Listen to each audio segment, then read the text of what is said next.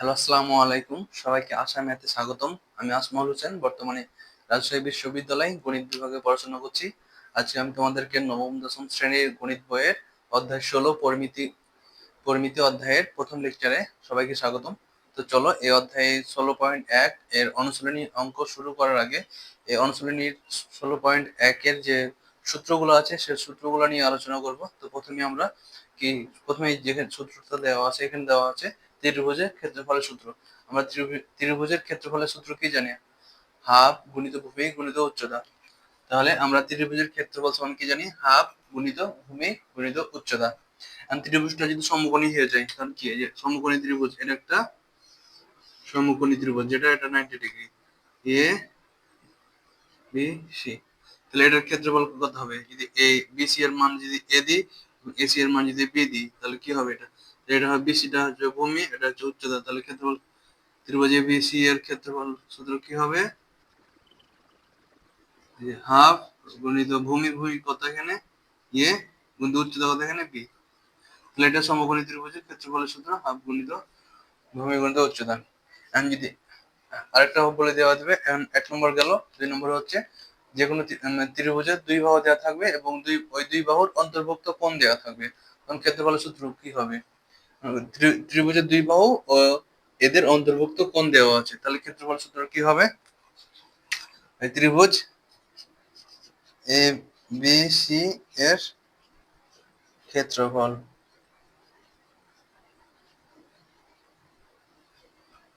হচ্ছে হাফ গুণিত ভূমি। যদি আমি এটা এ বাহু নিই এবং এই বাহু নিই, তাহলে আমাকে দুইটা বাহুর অন্তর্ভুক্ত কোণ কোনটা হবে? এই যে বি কোণটা হবে।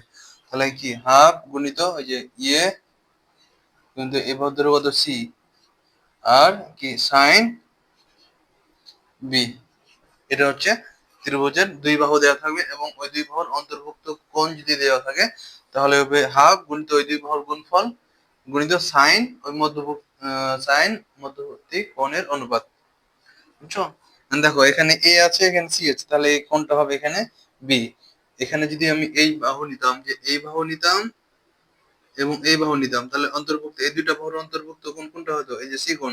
তাহলে ক্ষেত্রফল আমরা কি লিখতে পারতাম? এ হাফ গুণিত যে এ আর এই যে বি আর সাইন এর মধ্যবর্তী কোণ কোনটা? সি। বুঝছো? আমি যদি এই বাহু নিতাম এবং এই বাহু নিতাম, তাহলে এই দুইটা বাহুর মধ্যবর্তী কোণ কোনটা হইতো? ওই যে এ কোণ। তাহলে তখন আমরা এভাবে লিখতে পারতাম যে হাফ গুণিত যে বি আর সি আর সাইন এই দুইটা বাহুর মধ্যবর্তী কোণ কোনটা? এই যে এ সাইন এ। তাহলে এখানে দেখো, এখানে এ থাকলে এখানে বি, সি থাকলে এখানে হচ্ছে বি, এখানে এ আর বি থাকলে বাদ বাকি কি থাকে? এখানে সি বড় হাতের, এখানে বি এবং সি থাকলে অন্যটা কোনো থাকে বড় হাতের এ। তাহলে এটা এমসিকিউ তে আসতে পারে, তাও বুঝছো? এবং এটা সিকিউ আছে, অনুশীলনী ম্যাথ আছে এই সূত্রের উপর। এখন দেখো তার পরবর্তী সূত্রগুলো আমরা দেখবো।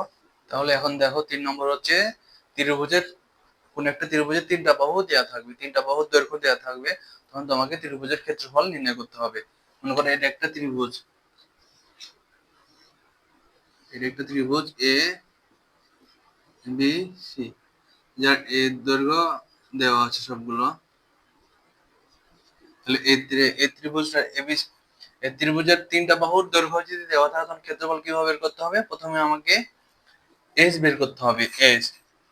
এসটা কি? এসটা হচ্ছে তিনটা বাহু যোগ করতে হবে, তিনটা বাহুর দৈর্ঘ্যকে যোগ করতে হবে, যোগ করে দুই দ্বারা ভাগ করে যেটা পাবা সেটা হচ্ছে এস। এসটা হচ্ছে অর্ধ পরিসীমা। পরিসীমা কি করে বের করতে হয়? ত্রিভুজের তিনটা বাহুর দৈর্ঘ্য যোগ করে দিলে আমরা পরিসীমা পাই, পরিসীমাকে দুই দ্বারা ভাগ করলে আমরা অর্ধ পরিসীমা পাই। এসটা হচ্ছে অর্ধ পরিসীমা, এসটা কি বলছি? অর্ধ পরিসীমা। আর ক্ষেত্রফলের সূত্র কি হবে? ত্রিভুজ এবিসি এর ক্ষেত্রফল কত কত হবে? Root over s into s minus a. A হচ্ছে একটা বাহুর দৈর্ঘ্য, into s minus b, b হচ্ছে অন্য একটা বাহুর দৈর্ঘ্য, আর একটা হচ্ছে এস মাইনাস সি। বুঝছো? এটা হচ্ছে কোন ত্রিভুজের তিনটা বাহুর দৈর্ঘ্য যদি দেওয়া থাকে, তারপর যদি ক্ষেত্রফল নির্ণয় করতে বলে, তখন প্রথমে আমাকে অর্ধ পরিসীমা বের করতে হবে। অর্ধ পরিসীমা কিভাবে বের করবো? প্রথম পরিসীমা বের করবো, মানে তিনটা বাহু যোগ করে দেবো। যোগ করে যে ফলাফলটা পাবো ওটাকে আমরা 2 দ্বারা ভাগ করলে আমরা এস এর মানটা মানে অর্ধ পরিসীমাটা পেয়ে যাবো। তারপর ক্ষেত্রফল এই যে লিখতে হবে, ত্রিভুজ এবিসি এর ক্ষেত্রফল root over s into s minus a into s minus b into s minus c. এখানে মান বসাই দিলেই আমরা কি ত্রিভুজ এবিসি এর ক্ষেত্রফল পেয়ে যাবো। এখন ত্রিভুজটা যদি সমবাহু ত্রিভুজ হয়ে যায়, 4 নম্বর, কোন একটা ত্রিভুজ যদি সমবাহু হয়ে যায় তখন ক্ষেত্রফল কিভাবে বের করবো? সমবাহু ত্রিভুজ এবিসি এর ক্ষেত্রফল, সমবাহু ত্রিভুজ এবিসি এর ক্ষেত্রফল ক্ষেত্রফল হবে যে √3/4 এ স্কোয়ার। ঠিক আছে, √3/4 এ স্কোয়ার, এটা মনে রাখতে হবে। এটা সূত্র, এগুলো এমসিকিউতে আছে এবং এগুলা কি সৃজনশীল করার জন্য ম্যাথে ব্যবহার হয়।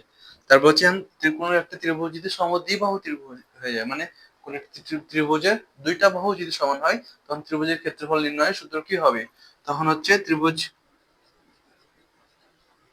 এবিসি এর ক্ষেত্রফল যে b/4 √4 a square minus B square.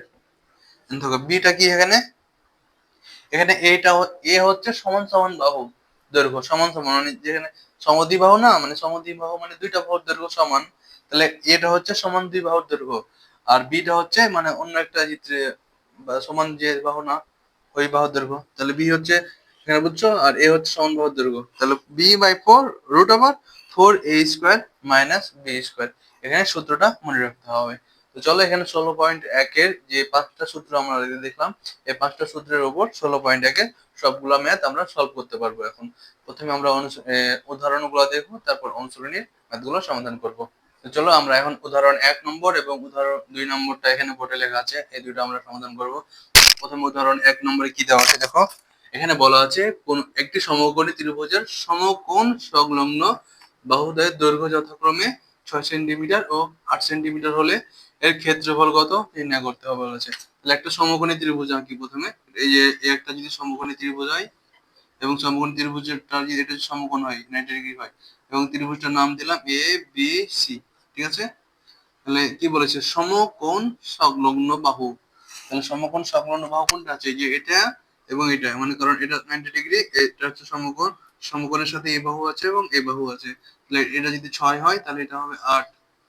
তাহলে ত্রিভুজ আমরা তাহলে কি ত্রিভুজ এ বি সি এর ত্রিভুজ এবিসি এর ক্ষেত্রফল এভাবে লিখতে হবে যে হাফ গুণিত ভূমি, ভূমি কত এখানে 6, হাফ গুণিত ভূমি গুণিত উচ্চতা কত এখানে 8, তাহলে 2 দ্বারা করলে কত হবে 3, 3 8 24 বর্গ সেন্টিমিটার। এটা হচ্ছে অ্যান্সার ত্রিভুজ এবিসি এর ক্ষেত্রফল। এখন আমরা উদাহরণ 2 নম্বর দেখবো। উদাহরণ 2 নম্বর কি, এতে উদাহরণ 1 নম্বর হচ্ছে আমরা 1 নম্বর সূত্র যেটা পড়েছিলাম হাফ সমকোণী ত্রিভুজের ক্ষেত্রফল সূত্র হাফ গুণিত ভূমি গুণিত উচ্চতা। এখন আমরা 2 নম্বর উদাহরণ 2 নম্বর সূত্র যেটা পড়েছিলাম যে যে কোনো ত্রিভুজের দুইটা বাহু দেওয়া থাকবে এবং ওই দুই বাহুর অন্তর্ভুক্ত কোণ দেওয়া থাকবে, তখন ক্ষেত্রফল কিভাবে বের করবো সেই সূত্রটা আমরা এখন এখানে ইউজ করবো। এখানে কি দেওয়া আছে দেখো, কোন ত্রিভুজের দুই বাহুর দৈর্ঘ্য 9 সেন্টিমিটার ও 10 সেন্টিমিটার এবং এদের এই বাহু দুইটার অন্তর্ভুক্ত কোণ হচ্ছে 60 ডিগ্রি এর ক্ষেত্রফল। ত্রিভুজটা আঁকি প্রথমে আমরা, মনে করো এটা ত্রিভুজ, এটা একটা ত্রিভুজ বুঝছো, তাহলে এই বাহুটা যদি আমি 9 ধরি তাহলে এটা হচ্ছে 10। দেখো দুইটা বাহু লিখলাম এবং এই ত্রিভুজ এ বাহু এবং এ বাহুর অন্তর্ভুক্ত কত হবে, তাহলে কোণ কত 60 ডিগ্রি যেটা দেওয়া আছে বুঝছো। দুইটা বাহুর দৈর্ঘ্য এবং এদের অন্তর্ভুক্ত কোণ, তাহলে এটা বাহু এটা বাহু এবং এটা বাহু এবং এই দুই বাহুর অন্তর্ভুক্ত কোণ কত, এই যে এটা, এটার নাম যদি দিই আমরা এ বি সি, তাহলে কত হবে, কি পড়েছিলাম আমরা ত্রিভুজ এবিসি, এই ত্রিভুজ এবিসি এর ক্ষেত্রফল হাফ, হাফ গুণিত বাহুদ্বয়ের গুণফল, বাহুদ্বয়ের গুণফল কত 9 গুণিত 10 গুণিত সাইন বাহুদ্বয়ের সাইন বাহুদ্বয়ের মধ্যবর্তী কোণ কত ডিগ্রি 60 ডিগ্রি। ঠিক আছে, এটা দ্বারা যদি আমি এটা কাটি কত হবে 5 দুগুণে 10, 5 আর 9 গুণ করলে কত 5 9 45, 45 আর সাইন 60 ডিগ্রি সমান কত √3 বাই √3/4, √3/2, বুঝছো? তাহলে এটা কি লিখতে পারি আমরা?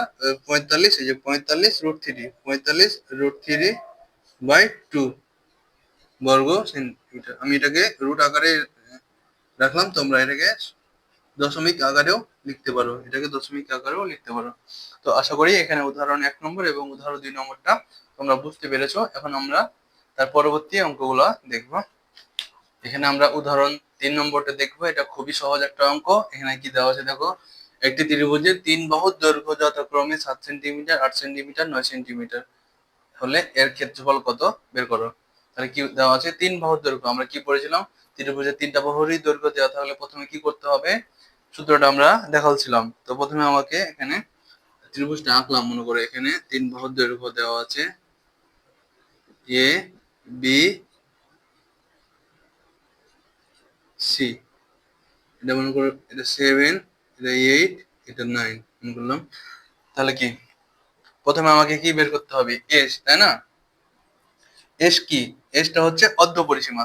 তাহলে পরিসীমা প্রথমে যোগ করতে হবে, সবগুলো বাহুকে যোগ করতে হবে। 7 যোগ 8 যোগ 9 যোগ করে সবগুলো বাহুকে যোগ করে 2 দ্বারা ভাগ করতে হবে, তাহলে আমরা এস পাবো। ঠিক আছে? তাহলে এটা কত পাবো আমরা? এস সমান এখানে এখানে হয় 16, 16 আর 8 যোগ করলে 24, 24 কে 2 দ্বারা ভাগ করলে 24/2 12। তাহলে এস এর মান কত পেলাম আমরা? এখানে 12। অতএব ত্রিভুজ এ বি সি এর ক্ষেত্রফল, যে এসটা হচ্ছে অর্ধ পরিসীমা,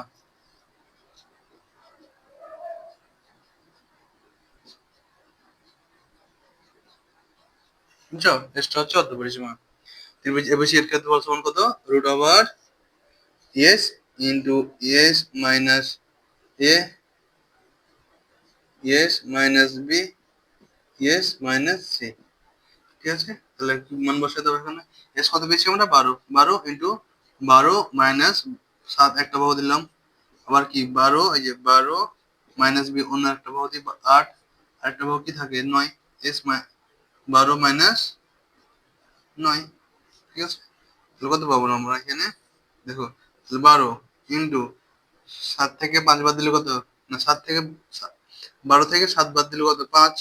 তাহলে 12 ইন্টু 5 ইন্টু ওই যে ইন্টু 7, আবার 12 থেকে 4 বাদ দিলে 8 বাদ দিলে কত? 4। আর এখানে 12 থেকে 9 বাদ দিলে 3। সবগুলো গুণগুলো কত হবে দেখো? 3, 3 4 12, 5 12 60। আর ক্যালকুলেটর টিপতে পারো। 12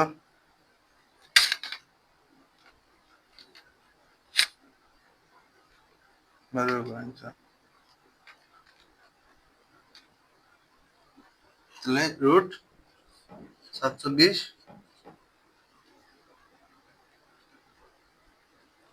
করলে কত পাবো না? 12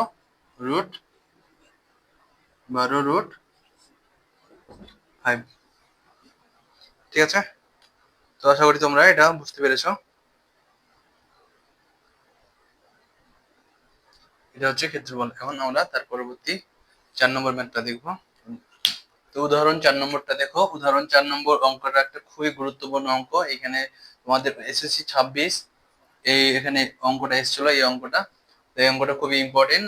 তুমি তোমার স্কুল লাইফে হোক অথবা তোমার এসএসসি লাইফে হোক, কোনো না কোনো জায়গাতে এই অঙ্কটা তোমাকে এমসিকিউ তে অথবা সিকিউ তে অ্যান্সার করাই লাগবে। এটা একটা ইম্পর্টেন্ট ম্যাথ। তো দেখো, চলো আমরা ম্যাথটা প্রথমে পড়ি। এখানে কি বলেছে দেখো, একটি সমবাহু ত্রিভুজের প্রত্যেক বাহুর দৈর্ঘ্য 1 মিটার বাড়ালে ক্ষেত্রফল 3√3 বর্গমিটার বেড়ে যায়। ত্রিভুজটির বাহুর দৈর্ঘ্য নির্ণয় করতে হবে। ঠিক আছে? চলো আমরা সমাধান শুরু করি। সমাধান।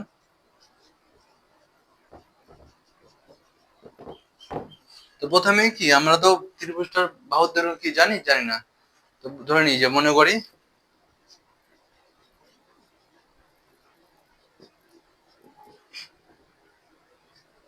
সম্ভবত, তাহলে কি করলাম এখানে যে মনে করি সমবাহু ত্রিভুজের বাহুর দৈর্ঘ্য এ মিটার। ঠিক আছে? তাহলে বাহুর দৈর্ঘ্য যখন a মিটার, তখন ক্ষেত্রফল কত? অতএব ক্ষেত্রফল √3/4 a স্কোয়ার। এটা যখন বাহুর দৈর্ঘ্য তখন ক্ষেত্রফল হচ্ছে √3/4 a স্কোয়ার। এখন দেখো প্রত্যেক বাহুর দৈর্ঘ্য কত মিটার বলছে? 1 মিটার না? এখন প্রত্যেক বাহুর দৈর্ঘ্য 1 মিটার বাড়ালে প্রত্যেক বাহুর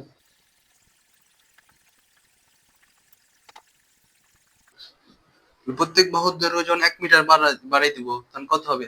আগে ছিল তাহলে 1 মিটার করে বাড়াই দিলে কত হবে? a plus 1 metre, a plus 1 metre. তাহলে এখন বাহুর দৈর্ঘ্য কত? a plus 1 metre. তাহলে এখন ক্ষেত্রফল কত হবে? অতএব ক্ষেত্রফল ক্ষেত্রফল কত? √3/4 a প্লাস 1 স্কোয়ার। আগে যখন দৈর্ঘ্য যখন ছিল তখন ক্ষেত্রফল হয়েছিল 3/4 a স্কোয়ার। এখন 1 মিটার দৈর্ঘ্য বাড়ানোর পরে বাহুর দৈর্ঘ্য কত হয়েছে? a+1। তাহলে এখানে কি হবে? এর জায়গায় এখানে a+1 হোল স্কোয়ার হয়ে গেছে, তাই না? তাহলে এখানে কি, এটা দৈর্ঘ্য বাড়ানোর পরে এটা ক্ষেত্রফল, এটা হচ্ছে দৈর্ঘ্য বাড়ানোর আগের ক্ষেত্রফল। আমি কি বলেছি? আমরা যদি এই যে এই ক্ষেত্রফল থেকে এটা থেকে এটা বাদ দিই, মানে এটা বিয়োগ এটা, তাহলে আমরা কত পাবো? এই যে কতটুকু বেড়েছে সেটা পাবো না? মানে এটা তো ক্ষেত্রফল বাড়ানোর পরে ক্ষেত্রফল এটা। তাহলে এই যে কতটুকু বেড়েছে, মানে এটা থেকে যদি এটা বাদ দিই তাহলে আমরা কতটুকু বেড়েছে ওই ক্ষেত্রফলটা আমরা পাবো। তাহলে এখানে কি বলে দেওয়া আছে? ক্ষেত্রফল কতটুকু বেড়েছে এটা দেওয়া আছে। তো শর্ত মতে হবে যে শর্ত মতে এই যে এই ক্ষেত্রফল, মানে দৈর্ঘ্য বাড়ানোর পরে ক্ষেত্রফল, তাহলে ক্ষেত্রফল তো এটা বেড়েছে। তাহলে বড় ক্ষেত্রফল মাইনাস আগের ক্ষেত্রফল কত ছিল?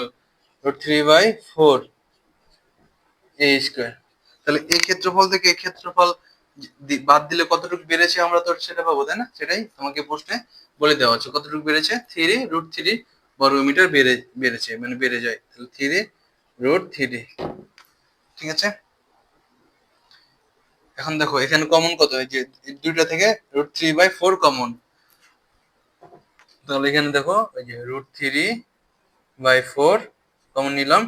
আর এটা কি a+1 হোল স্কয়ার না? তাহলে a প্লাস, তাহলে a স্কয়ার প্লাস 2 ইন্টু 1, তাহলে কত হবে? 2a হবে। 2a প্লাস 1 এর উপর স্কয়ার দিলে তো 1ই হয়। আর এখানে কি এটা কমন নিয়ে নিয়েছি, মাইনাস এই যে a square minus a square. ঠিক আছে? এর এখানে 3√3। এখন দেখো এটা এদিকে যদি এ পাশে আছে, ওই পাশে গেলে কি হবে? এটা উল্টে যাবে, 4টা উপরে চলে যাবে, √3টা নিচে চলে আসবে, তাই না? আর এখানে যে প্লাস a স্কয়ার আর মাইনাস a স্কয়ার কেটে যায়, এখানে থাকে তাহলে 2a প্লাস 1। এই 2a প্লাস 1 ইকুয়াল টু 3√3। এই যে 4, এটা ওই পাশে গেলে উল্টে যাবে, 4টা উপরে হয়ে যাবে, এই যে 4 আর √3টা নিচে চলে আসবে। √3 আর √3 কেটে যায়, তাহলে এখানে 2a প্লাস 1 সমান কত? যে 3 আর 4 গুণ করলে কত? 12। 2a সমান কত? 12 থেকে যে প্লাস 1টা ওই পাশে গেলে কত হয়ে যাবে? -1 হয়ে যাবে, তাহলে 11 হয়ে যাবে। তাহলে a সমান কত? 11/2 অতএব সমান 5.5 মিটার। এটা হচ্ছে বাহুর দৈর্ঘ্য। তাহলে বাহুর দৈর্ঘ্য কত পেলাম আমরা এখানে? বাহুর দৈর্ঘ্য, অতএব ত্রিভুজটির বাহুর দৈর্ঘ্য a সমান 5.5 মিটার। উত্তর, এটাই উত্তর। তো আশা করি তোমরা এখানে বুঝতে পেরেছো। তো দেখো এটা সহজ। প্রথমে আগে যে মনে ধরে নিয়েছি যে বাহুর দৈর্ঘ্য a, তাহলে ক্ষেত্রফল কত হবে? √3/4 a স্কয়ার। এখন প্রত্যেক বাহুর দৈর্ঘ্য যখন 1 মিটার যখন বাড়াই দিব, তখন দৈর্ঘ্য কত হচ্ছে? আগের দৈর্ঘ্য ছিল মানে 1 মিটার করে বাড়াই দিলে কত দৈর্ঘ্য কত হবে? a+1। তাহলে a+1 যখন দৈর্ঘ্য প্রত্যেক বাহুর দৈর্ঘ্য, তখন ক্ষেত্রফল কি? √3/4 a+1 হোল স্কয়ার। এখন তো দৈর্ঘ্য বাড়ানোর পরে ক্ষেত্রফল এটাই হয়েছে। এই ক্ষেত্রফল থেকে যদি এই ক্ষেত্রফল বাদ দিই তাহলে আমরা কতটুকু বেড়েছে সেটা পেয়ে যাব। সেটা প্রশ্নে দেওয়া আছে। তার জন্য কি শর্ত মতে যে এটা বিয়োগ এই যে এটা দেন 3√3, এখান থেকে আমরা এর মানটা বের করতে পেরেছি। তো আশা করি তোমরা এটা বুঝতে পেরেছো।